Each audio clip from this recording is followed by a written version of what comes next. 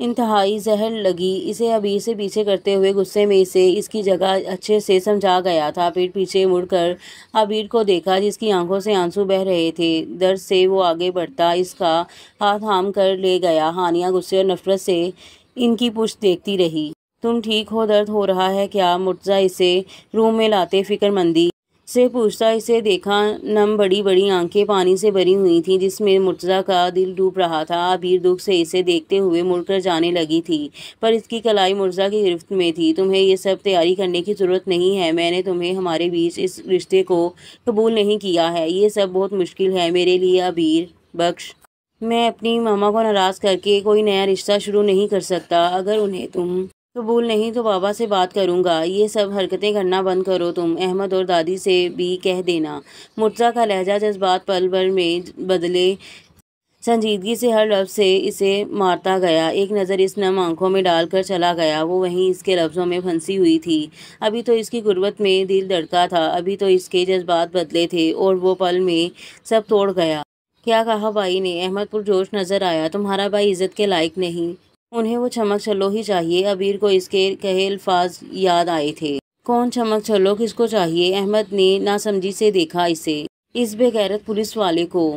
باقی لفظ منہ میں ہی رہ گئے تھے کیونکہ سامنے وہ جلاد اپنے جلاد روپ میں اسے کھا جانے والی نظروں سے دیکھ رہا تھا۔ کب آیا اسے پتہ تک نہیں چلا تھا اور اس کا سانس اوپر کا اوپر نیچے کا نیچے ہی رکا ہوا تھا۔ اس کے غصے سے وہ سچ میں ڈرتی تھی۔ دیکھا دادی، یہ عورت کبھی سدھر نہیں سکتی، اس پر کتنی بھی محنت کر لیں آپ لوگ، یہ جاہل گوار ہی رہے گی۔ مرتضیٰ ان کے قریب آتے تنزیہ مسکراہٹ سے بولا تھا۔ ابیر کو اس کی بات اس کا لہجہ بہت چبھا تھا۔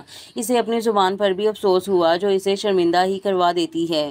گاؤں میں تو یہ عام بات تھی اس کے لیے اپنے گزروں محلے والوں سے باتیں کرتے ہوئے، یہاں تو ویسے ہی نہیں پسند کسی کو۔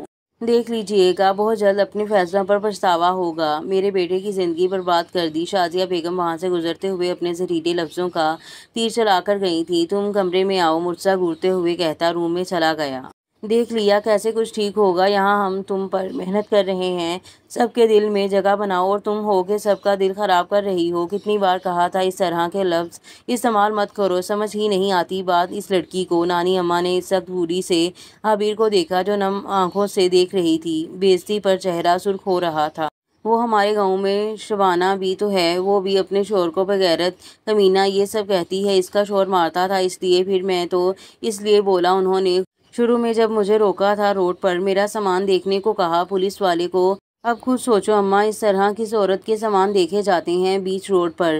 پھر سائیں کو وہاں غیرت نہ آئی؟ وہ غصے میں آج اپنے گالی دینے لفظ کی تشریح کھول بیٹھی تھی۔ احمد کو تو ہنسی آئی۔ نانی اماں نے غصے میں گھورا تھا لیکن یہ ڈیٹ لڑکی افسوس سے سر ہلا گئی۔ وہ دادی پلیز، آپ نے بہت باتیں سنا دی ہیں، آپ غصہ مت کریں، بھابھی سب سیکھ جائیں گی، بس تھوڑا ٹائم دیں۔ اس طرح ان کی ذات پر انگلی اٹھانے سے کیا ہوگا؟ سیکھ جائے گی، وہ پہلے ہی صبح برا ہو چکا ہے۔ اس کے ساتھ غصہ کرنے کا حق تو وہ بھی رکھتی ہے۔ احمد کو سب کی باتوں سے غصہ آ گیا تھا، موڈ خراب ہو گیا اس کا، تو غصے میں باہر نکل گیا۔ ابیر مجرموں کی طرح کھڑی رہی۔ جاؤ اب اس کے پاس، پھر غصہ کرے گا۔ شکر کرو آج زیادہ غصہ نہیں کیا اس نے، اس کا خیال رکھا کرو، بات مانا کرو، دیکھنا کیسے تمہارے آگے پیچھے ہوتا ہے۔ پھر اب جاؤ، نانی اماں سمجھاتے ہوئے کہا تھا۔ اماں نانی، اگر اس نے بند کمرے میں مار دیا تو میں نہیں جاؤں گی، مجھے بڑا ڈر لگتا ہے سائیں سے۔ وہ ڈرتے ہوئے اماں نانی کے پاس بیٹھ گئی تھی۔ اتنا برا بیٹا نہیں ہے میرا، کچھ نہیں کہتا، جاؤ اب ورنہ میں یہیں اسے بلاؤں گی، کہوں گی خود ہاتھ پکڑ کر لے جائے تجھے۔ نہیں نہیں اماں، کیوں میری جان کی دشمن بنی ہو؟ وہ روتی صورت بناتی اٹھی تھی، اب دل میں اللہ کے کلام پڑھتی گئی۔ سائیں جی کہاں گئے؟ وہ جیسے ہی کمرے میں آئی، کمرہ خالی تھا۔ تھوڑا آگے ہوتی باتھ روم کے دروازے کو دیکھا تھا کہ پیچھے سے دروازہ بند ہونے کی آواز پر مڑی تو وہ سامنے ہی جیب میں ہاتھ ڈالے کھڑا اسے بویں سکیڑتے ہوئے قدم اس کی جانب بڑھائے۔ ابیر کا چہرہ فک ہوا تھا، وہ قدم آگے بڑھاتا گیا، وہ قدم پیچھے ہٹتی گئی۔ ارے کیا ہوا بیگم، آپ ڈر کیوں رہی ہیں؟ یہ سب تیاری تو میرے لیے تھی نا، تو موقع دو اسے دیکھنے کا، اسے اپنے رنگ میں رنگنے کا۔ وہ شوق سے لہجے میں کہتا ہے۔ اسے قریب کیا، بازوؤں سے پکڑا کہ ابیر کی دھڑکن تیز رفتار پکڑ گئی۔ میں دوبارہ نہیں کروں گی ایسا، سچی قسم لے لیں، معاف کر دیں، جانے دیں۔ وہ گھبرائی ہوئی سی تیزی سے بولی۔ گھبرا کیوں رہی ہو؟ میں شوہر ہوں تمہارا، میرا حق ہے تم پر کچھ بھی کروں۔ معنی خیز لہجہ تھا اس کے جسم میں، خوف کی ایک لہر دوڑ گئی تھی۔ مرتضیٰ کا زمینی لہجہ اسے خوف میں ڈال رہا تھا۔ اسے خود کے قریب کیے، ایک ہاتھ اس کے بازوؤں پر، دوسرا کمر میں ڈالتا اس کی ریڑھ کی ہڈی میں ایک سنسناہٹ دوڑا گیا۔ منہ کھولو۔ باری گمبھیر سرگوشی ہوئی کان میں۔ عبیر کے وجود کی خوشبو اسے بہکا رہی تھی، پر اس وقت وہ کسی اور ہی موڈ میں تھا، تبھی ضبط کرنا پڑا خود پر۔ کیوں؟ اب تو اسے خوف کے مارے رونا آ رہا تھا۔ دل شدت سے دھڑکتا رہا۔ میری معصوم بیگم، روتے نہیں، ابھی تو کچھ کیا ہی نہیں یار۔ مرتضیٰ اس کے آنسو صاف کرتا معصومیت سے بولا، پھر اسے لے جا کر صوفے پر بٹھایا تھا۔ عبیر خوف زدہ سی سمٹ کر بیٹھ گئی۔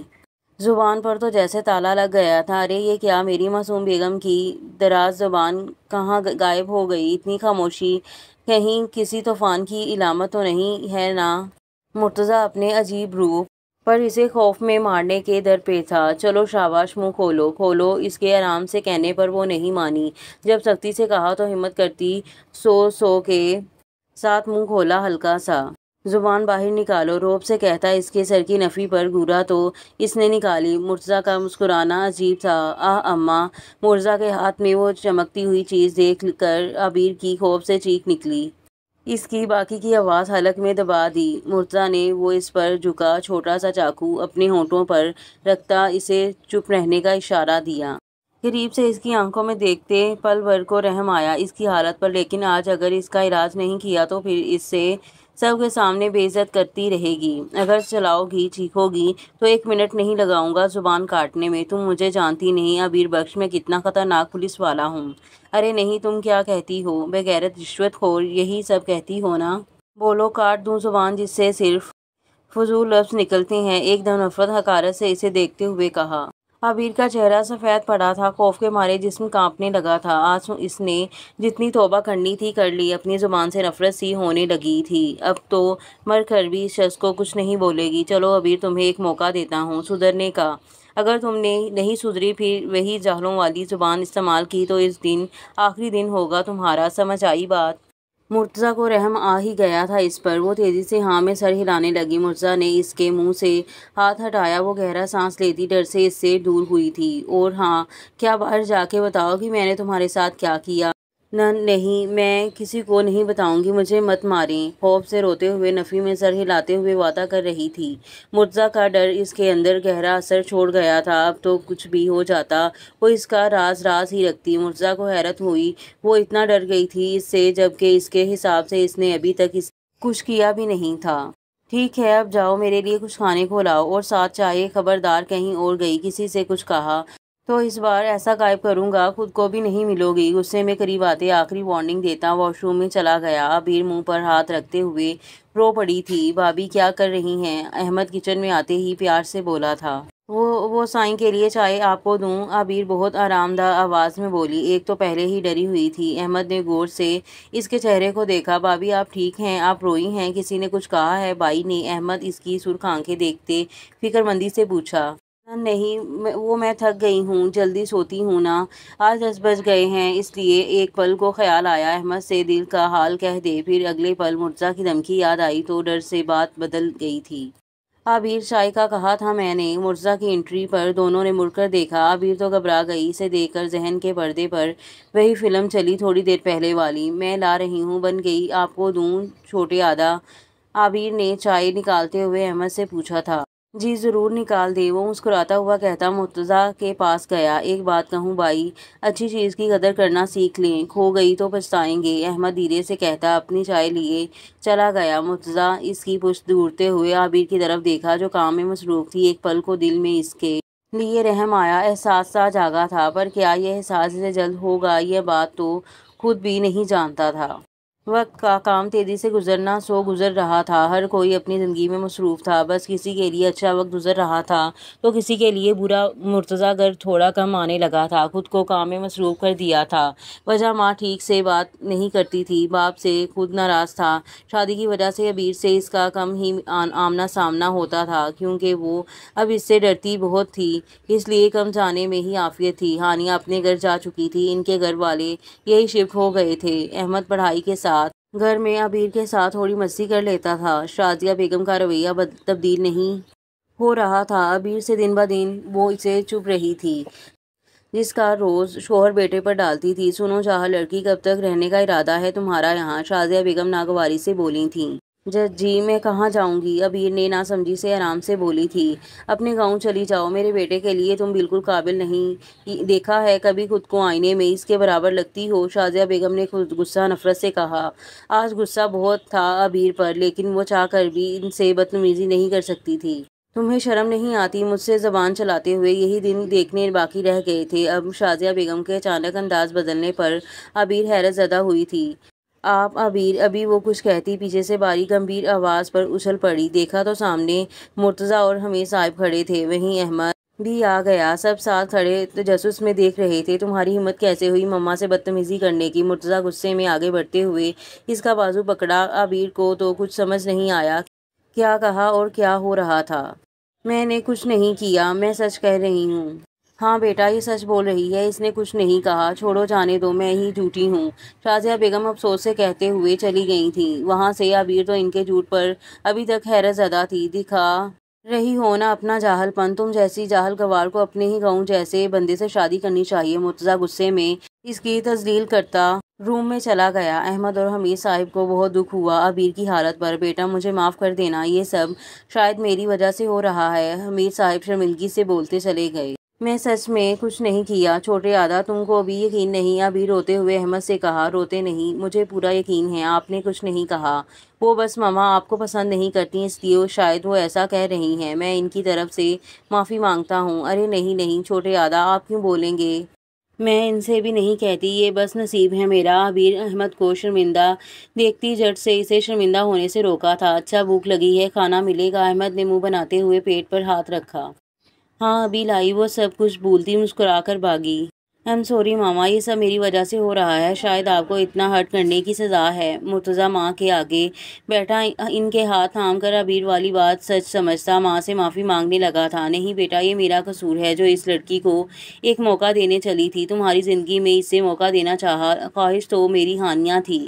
شازیہ بیگم دکھ سے بیٹے کو قائل کرنے لگی تھی۔ دکھ اس بات کا بیگم کرو اور بیٹے کی دوسری شادی، ویسے بھی پہلی کو تو اس کا حق دے نہیں رہا، دوسری کو شاید دے دے۔ حمید صاحب تنزیہ کہتے روم سے باہر چلے گئے۔ ایک پل کو مرتضیٰ کو شرمندگی ہوئی تھی۔ مرتضیٰ جی، ماں کے پکارنے پر وہ ان کی طرف متوجہ ہوا۔ بیٹا میں چاہتی ہوں تم میری خواہش پوری کرو، جیسے باپ کی ہے ویسے میری بھی ایک کر دو۔ شازیہ بیگم جذباتی ہوئیں۔ کیا مطلب ماما؟ میں سمجھا نہیں۔ ناسمجھی سے مرتضیٰ نے دیکھا۔ دیکھو بیٹا، لوگ تو چار چار شادیاں بھی کر لیتے ہیں، تم تو میرے پیارے بیٹے ہو نا، میری بھی بہت خواہش تھی، ارمان تھے تمہاری شادی کو لے کر، تو کیا جیسے باپ کی بات مانی ویسے ماں کا مان بھی رکھ لو، ہانیہ سے شادی کر لو۔ بے شک اس لڑکی کو بھی رکھو، نہیں کہوں گی کچھ، لیکن بیٹا وہ تمہارے ساتھ باہر کی دنیا میں اٹھنے بیٹھنے کے قابل نہیں، ہانیہ کو باہر کی دنیا میں لے کر گھوم سکتے ہو، اس جاہل کو گھر کی دنیا میں ہی رکھو۔ اور بھی بہت کچھ کہہ رہی تھی شازیہ بیگم، لیکن مرتضیٰ کو پتہ نہیں کیوں یہ سب اچھا نہیں لگا تھا۔ ماں کو انکار کرنے کی ہمت وہ کر نہیں پایا تھا۔ دل میں عجیب سی بے چینی ہونے لگی تھی۔ اچھا سنو، تمہاری خالہ لوگ یہاں آئے ہوئے ہیں، زین کی شادی کی ڈیٹ فکس کر دی ہے، انہوں نے کل آئیں گے یہاں۔ میں چاہتی ہوں تم مجھے جلد سوچ کر جواب دو تاکہ میں اس بیچ اپنی بہن سے بات کر لوں، اپنے باپ سے خود بات کر لینا، وہ ویسے ہی مجھے اپنا دشمن سمجھتے ہیں۔ وہ بیٹے کے دل کے حال سے انجان اپنے ہی دل کی بات کرتے ہوئے کہا تھا۔ مرتضیٰ نے روم میں آتے چاروں طرف نظر دوڑائی کسی کی تلاش میں، لیکن وہ ہوتی تو نظر آتی۔ دل میں خواہش سی جاگی وہ یہاں ہو، اس کی باتوں کو، اس کے جاہل پن کو جیسے مس کیا تھا اس نے۔ یہ سب کیا ہو رہا تھا؟ اچانک سے کچھ سمجھ نہیں پا رہا تھا، یا پھر اچانک سے شازیہ بیگم کی باتوں کا اثر تھا۔ بے چین ہوتا روم سے باہر، اور یہاں پر ایپیسوڈ کا اختتام ہوتا ہے، اور ملتے ہیں اگلے ایپیسوڈ میں۔ تب تک کے لیے دے مجھے اجازت، اللہ حافظ۔